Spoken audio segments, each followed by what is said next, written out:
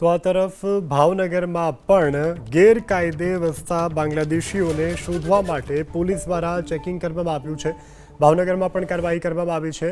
મોતી તળાવ, શેરડી પીઠ, ડેલામાં પણ તપાસ કરવામાં આવી છે। તો ગેરકાયદે વસતા બાંગ્લાદેશીઓને શોધવા ભાવનગરમાં ચેકિંગ।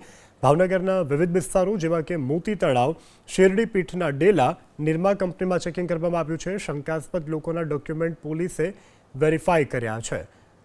તો હાલ તો આ પ્રકારની સ્થિતિ ગેરકાયદે રહેતા જે બાંગ્લાદેશીઓ છે ગુજરાતના વિવિધ શહેરોમાં વસવાટ કરે છે તેમના ડોક્યુમેન્ટ ચકાસવામાં આવી રહ્યા છે। હજુ સુધી કોઈ શંકાસ્પદ નથી મળી આવ્યા, પરંતુ તકેદારીના ભાગરૂપે કાર્યવાહી કરવામાં આવી રહી છે। તો મોતી તળાવ, શેરડીપીઠના ડેલા, નિરમા કંપની, ભાવનગરના વિવિધ વિસ્તારો કે જ્યાં તપાસ કરવામાં આવી રહી છે। શંકાસ્પદ લોકોના ડોક્યુમેન્ટનું પોલીસે વેરિફિકેશન કર્યું છે।